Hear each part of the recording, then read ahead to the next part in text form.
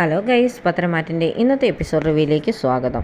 ഈ റിവ്യൂ ഇഷ്ടപ്പെടുകയാണെങ്കിൽ ഒന്ന് ലൈക്ക് ചെയ്തും സബ്സ്ക്രൈബ് ചെയ്ത് സപ്പോർട്ട് ചെയ്യണേ. ദേവയാനി ഹാളിൽ നിന്ന് എന്തോ മാസികയൊക്കെ വായിച്ചുകൊണ്ടിരിക്കുന്ന സമയത്താണ് അനാമിക അങ്ങോട്ട് കയറി വരുന്നത്. അന്നേരം ദേവയാനി ഓർക്കുന്നുണ്ട്, ദൈവമേ നയനമോള് വന്നെന്നുള്ള കാര്യം അറിഞ്ഞിട്ട് വരുന്ന വരെ വാണോന്ന്. പക്ഷേ അനാമിക ഇതൊന്നും അറിഞ്ഞില്ലായിരുന്നു. അനാമിക ദേവയാനിയെ കാണുമ്പോഴത്തേന് പറയുന്നുണ്ട്, എന്തായാലും അവളുമാർ രണ്ടുപേരും ഇവിടെ ഇല്ലല്ലോ എന്നുള്ള ആശ്വാസത്തിലാണ് വല്യമ്മേ ഞാൻ ഇങ്ങോട്ട് വന്നതെന്ന്. അപ്പം ദേവയാനിക്ക് മനസ്സിലാകുന്നുണ്ട് എന്തായാലും നയന വന്ന കാര്യം അനാമിക അറിഞ്ഞിട്ടല്ല വന്നതെന്ന്. അപ്പം അനാമിക പറയുന്നുണ്ട്, എന്തിനാ വല്യമ്മ ഇനി ഇവളുമാരുടെയൊക്കെ പുറകെ നടക്കുന്നത്? അവളുമാർ ഇവിടുന്ന് പോയപ്പം തന്നെ മനസ്സിന് പകുതി ആശ്വാസമായി. വല്യമ്മയ്ക്കും അവളുമാർ ഇവിടെ ഇരിക്കുന്നത് ഇഷ്ടമില്ലല്ലോ, അതുകൊണ്ട് വല്യമ്മ ഇനി അവളെ ഒന്നും വിളിക്കാനൊന്നും പോയേക്കരുത് എന്നൊക്കെ പറയുന്നുണ്ട്. അപ്പം ദേവയാനി പറയുന്നുണ്ട്, മോളെ ഇവിടെ ജയേട്ടനും മുത്തശ്ശനും മുത്തശ്ശിക്കും ഒന്നും അവളില്ലാതെ പറ്റത്തില്ലെന്നാ പറഞ്ഞ് എന്നൊക്കെ പറയും. അതെന്താ ഇങ്ങനെ? ഞാൻ ഇവിടുന്ന് അങ്ങോട്ട് പോയി കഴിഞ്ഞാൽ പിന്നെ ആരും എന്നെ വിളിച്ചുകൊണ്ട് വരാനൊന്നും പറയത്തോ അങ്ങോട്ട് വരത്തോ ഒന്നും ഇല്ലല്ലോ, പിന്നെ ഇവക്ക് മാത്രം എന്നെ ഇത്ര ബുദ്ധിമുട്ടെന്നൊക്കെ ചോദിക്കും. അവിടെ അമ്മയും അച്ഛനും ഒക്കെ ഡിമാൻഡ് ഇട്ടിരിക്കുന്ന കണ്ടില്ലേ, എന്തായാലും വല്യമ്മ പോയി അവളെ വിളിച്ചേക്കരുതെന്നൊക്കെ പറയും. അന്നേരം ദേവയാനി ഒന്നും മിണ്ടുന്നില്ല. മോളെന്താ നവിയുടെ 7ാം മാസ ചടങ്ങിന് വരാനെന്ന് ദേവയാനി ചോദിക്കുന്നുണ്ട്. അവളുമാരുടെ പരിപാടിക്കൊന്നും ഞാൻ പങ്കെടുക്കത്തില്ല, എന്തായാലും ഞാൻ വന്നില്ല. എന്നാ അവിടുന്ന് ഒരുത്തി ഇങ്ങോട്ട് വന്നായിരുന്നല്ലോ, ചിക്കൻ ബോക്സ് കഴിഞ്ഞ ഉടനെ ഇങ്ങ് പോന്നോളുക. അവളെന്തായാലും ഈ ഫംഗ്ഷന് പങ്കെടുക്കാനൊന്നും വന്നതല്ല, അനിയെ കാണാൻ വേണ്ടി മാത്രം വന്നതെന്നൊക്കെ പറയും.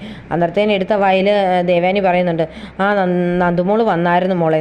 നന്ദുമോളോ എന്ന് ചോദിക്കും.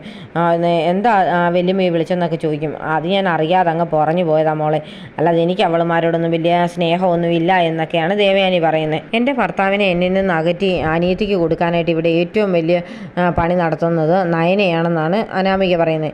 അതൊക്കെ കേൾക്കുമ്പോൾ ദേവയാനിക്ക് ഒട്ടും ഇഷ്ടപ്പെടുന്നൊന്നുമില്ല, എന്നാലും മിണ്ടുന്നൊന്നുമില്ല.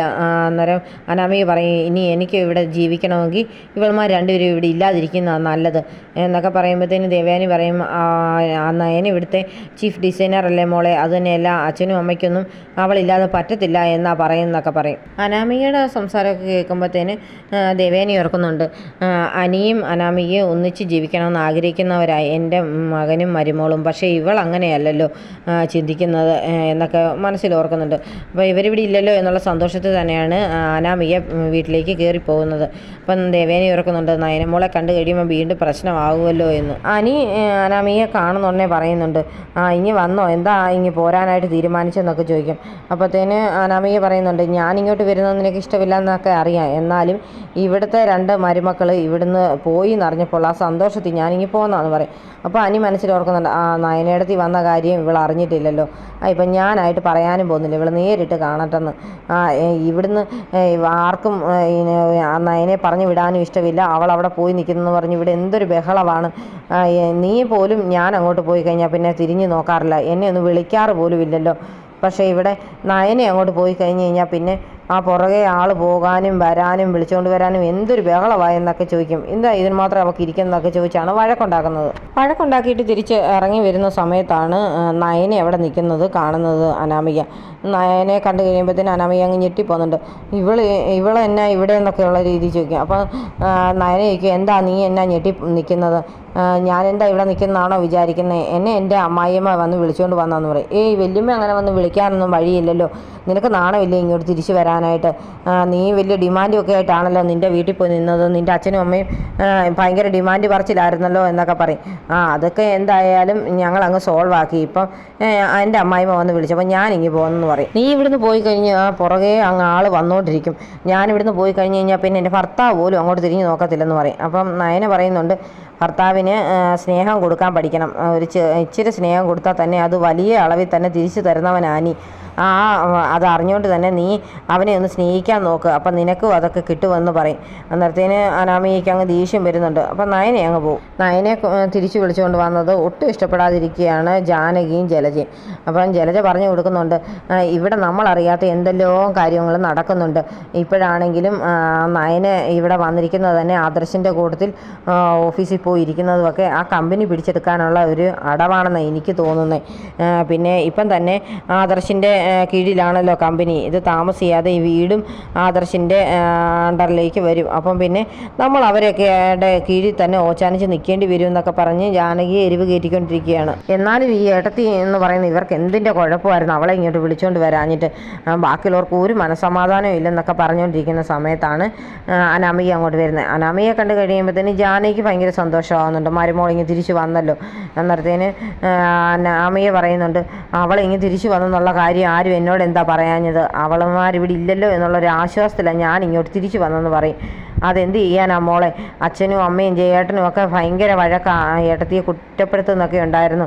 ആ കുറ്റപ്പെടുത്തലൊക്കെ സഹിക്കാൻ പറ്റാഞ്ഞിട്ട് ഏട്ടത്തി എന്ന് വിളിച്ചുകൊണ്ട് വന്നാന്ന് പറയും. എന്നാലും അവിടെ അമ്മയും അച്ഛനൊക്കെ ഒരുപാട് ഡിമാൻഡ് ഇട്ടതാണല്ലോ. ആദർശേട്ടൻ ചെന്നിട്ട് വിളിച്ചിട്ട് പോലും അവൾ വന്നതുമല്ല, പിന്നെ എങ്ങനെയാ ഇപ്പം വല്യമ്മ എന്ന് വിളിച്ചപ്പം വന്നെന്ന് ചോദിക്കും.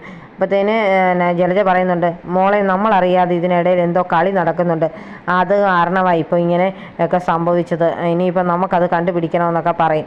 അന്നേരത്തേന് എല്ലാവരും കൂടെ അത് സമ്മതിച്ചങ്ങ് നിൽക്കുകയാണ്. ഞാനിവിടുന്ന് അങ്ങോട്ട് എൻ്റെ വീട്ടിലോട്ട് പോകുമ്പോൾ ഈ വീട്ടിൽ നിന്ന് ആരും എന്നെ വിളിച്ചുകൊണ്ട് വരാറില്ലല്ലോ, അനി പോലും വരത്തില്ലെന്നൊക്കെ പറയും അനാമിക. എന്നെ ഇവിടെ ആരെങ്കിലും പറയാറുണ്ടോ എന്നെ ചെന്ന് വിളിച്ചുകൊണ്ട് വരാമെന്നൊക്കെ ചോദിക്കുമ്പോഴത്തേന് ജാനകി പറയും, അങ്ങനെ ഇടയ്ക്കൊക്കെ ആരൊക്കെയോ പറയുന്നുണ്ടായിരുന്നു പറയും. അപ്പം ജലജ പറയും, എവിടുന്ന്, എനിക്ക് തോന്നുന്നില്ല ഇവിടെ ആരും അങ്ങനെ പറയുമെന്ന്, മോൾ അവിടെ നിൽക്കുന്നെങ്കിൽ നിന്നോട്ടെന്ന് വിചാരിക്കുന്നവരാ ഇവിടെ ഇരിക്കുന്നവരെന്നൊക്കെ പറയും.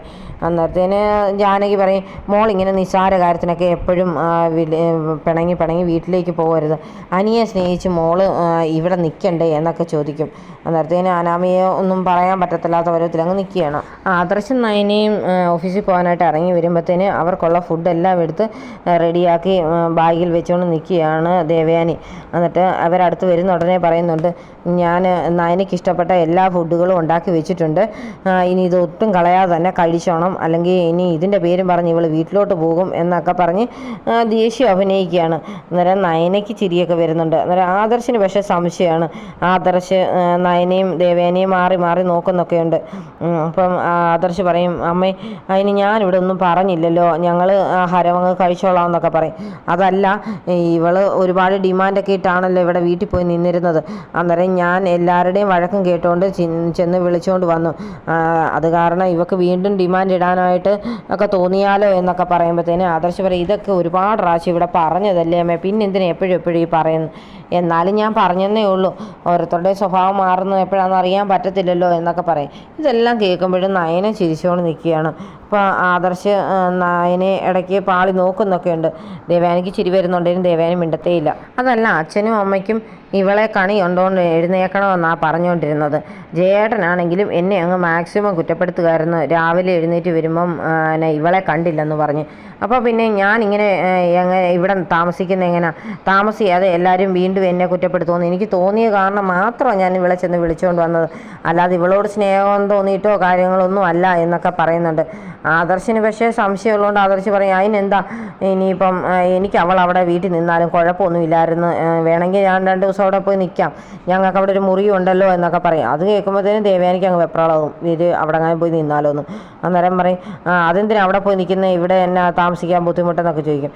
അതല്ലമ്മേ, എനിക്ക് അവൾ ഒരാഴ്ച നിന്നെന്ന് പറഞ്ഞ് ഒരു കുഴപ്പമൊന്നുമില്ല എന്ന് പറയുമ്പോഴത്തേന് ദേവയാനി അതിൻ്റെ ആവശ്യമൊന്നുമില്ല എന്നൊക്കെ പറഞ്ഞ് ദേഷ്യം അഭിനയിക്കുകയാണ്. ഇവർ പുറത്തോട്ട് ഇറങ്ങാൻ നേരത്തും ദേവയാനി പറയുന്നുണ്ട്, ചോറും കറിയൊക്കെ ഒട്ടും കളയാതെ കഴിച്ചോണം കേട്ടോ എന്ന്.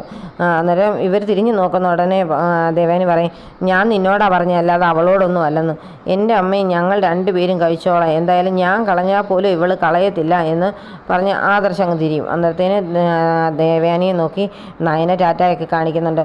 അപ്പം ദേവയാനിയും ടാറ്റ കൊടുക്കും. ആദർശ് പെട്ടെന്ന് തിരിഞ്ഞു നോക്കുമ്പോഴത്തേന് ഇവർ 2 പേരും ഒന്നും അറിയാത്ത പരുവത്തിലൊക്കെ നിൽക്കുന്നുണ്ട്. അപ്പോൾ ആദർശിന് സംശയമുള്ളതുകൊണ്ട് തന്നെയാണ് ഇങ്ങനെയൊക്കെ നോക്കുന്നത്. 2 പേരും കാറിൽ കയറി പോകുന്നതൊക്കെ സന്തോഷത്തോടു കൂടിയാണ് ദേവയാനി നോക്കി നിൽക്കുന്നത്. ദേവയാനി അടുക്കളയിലേക്ക് ചെല്ലുമ്പോഴത്തേന് അനാമിക അടുക്കളയിൽ ഇരിപ്പുണ്ട് ടേബിളിൻ്റെ അടുത്ത്. അന്നേരത്തേന് ദേവയാനി പറയും, നയന മോൾ വന്നതിൻ്റെ ദേഷ്യം മുഴുവൻ പറയാനായിട്ട് വന്ന് ഇരിക്കുകയായിരിക്കും, ഇതിനെ എങ്ങനെ മാനേജ് ചെയ്യുമെന്ന്. അങ്ങോട്ട് ചെല്ലുന്ന ഉടനെ തന്നെ അനാമിക ചാടി എണീറ്റ് ചോദിക്കുന്നുണ്ട്, നയന വന്ന കാര്യം വലിയമ്മ എന്തുകൊണ്ടാണ് എന്നോട് പറയാമായിരുന്നു പറയും. അത് മോളെ വന്ന ഉടനെ മോളോട് അതൊക്കെ പറയും, മോൾക്ക് ബുദ്ധിമുട്ടാകുമല്ലോ എന്ന് വിചാരിച്ച് മാത്രമാണെന്ന് പറയും. എന്നാലും അവൾ ഇവിടെ ഉണ്ടെന്നുള്ള കാര്യം കാര്യം അറിഞ്ഞിരുന്നെങ്കിൽ ഞാനിങ്ങോട്ട് വരത്തേ ഇല്ലായിരുന്നു.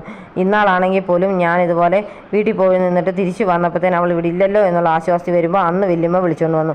ഇന്നാണേലും അതുപോലെ തന്നെ അവളെ ഞാൻ വരുന്നതിന് മുമ്പ് തന്നെ തിരിച്ച് വിളിച്ചുകൊണ്ട് വന്നല്ലോ. എനിക്ക് അവൾ ഇവിടെ ഉള്ളത് ഇഷ്ടമേ അല്ല, എനിക്കിവിടെ താമസിക്കുന്ന ഇഷ്ടമില്ല എന്നൊക്കെ ഉള്ള രീതിയിലാണ് അനാമിക പറയുന്നത്.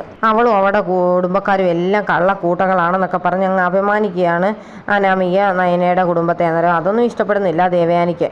അന്നേരം ദേവയാനി പറയും, മോൾ അതങ്ങ് കള, ഇവിടെ അച്ഛനും അമ്മയ്ക്കൊന്നും അവളില്ലാതെ ഒട്ടും പറ്റത്തില്ലെന്ന് എന്നോട് പറഞ്ഞു. അമ്മയാണെങ്കിൽ പോലും പറഞ്ഞു രാവിലെ എഴുന്നേറ്റ് വരുമ്പോൾ ഒരു ഗ്ലാസ് ചായയായിട്ട് വാതിലിൽ മുട്ടുന്ന നയനെ കാണണമെന്നാണ് ഏറ്റവും ഇഷ്ടമെന്നുള്ള കാര്യം പറഞ്ഞു. അച്ഛനും അതുതന്നെയാണ്, രാവിലെ അവളെ കണി കാണുന്നതാണ് ഇഷ്ടം. അപ്പം പിന്നെ ഞാൻ എന്ത് ചെയ്യാനാ, ചെല്ലാതിരിക്കാൻ പറ്റത്തില്ലായിരുന്നു. ജയേട്ടനും എന്നെ കുറ്റപ്പെടുത്തി മോളെ എന്നൊക്കെ പറയും. എന്നാലും വലിയമ്മ ആരുടെ മുമ്പിൽ താഴേണ്ട ആവശ്യമൊന്നും ഇല്ലായിരുന്നു. അവളുമാർ ഇത്ര ഡിമാൻഡായിട്ട് നിൽക്കുകയാണ്, അവരുടെ വീട്ടിൽ നിന്നോളുമല്ലോ, പിന്നെ എന്തിനാണ് ഇങ്ങോട്ട് വിളിച്ചുകൊണ്ട് വന്നെന്നൊക്കെ ചോദിക്കും. അനാമികയുടെ സ്വഭാവം എന്നാൽ ദേവയാനിക്ക് ഒട്ടും ഇഷ്ടപ്പെടുന്നൊന്നുമില്ല. അപ്പം ദേവയാനി ഓർക്കുന്നുണ്ട്, നിന്നെപ്പോലൊന്നും അല്ല എൻ്റെ മരുമോൾ, ഒരു കള്ളത്തരവും ഇല്ലാത്തതാണെന്നുള്ള കാര്യം എനിക്കറിയാം, നീ അതിന് പറഞ്ഞു തരേണ്ട ആവശ്യമൊന്നുമില്ല എന്നൊക്കെ മനസ്സിലോർത്തുകൊണ്ട് ഇങ്ങനെ നിൽക്കുകയാണ്. അപ്പോൾ ദേഷ്യപ്പെട്ട് കലിതുള്ളി അനാമിക അകത്തോട്ട് അങ്ങ് പോവുകയും ചെയ്യുന്നുണ്ട്. അപ്പോൾ കൺഫ്യൂഷൻ അടിച്ച് ഇങ്ങനെ നിൽക്കുന്ന ദേവയാനിയെ കാണിച്ചുകൊണ്ടാണ് ഇന്നത്തെ എപ്പിസോഡ് അവസാനിക്കുന്നത്.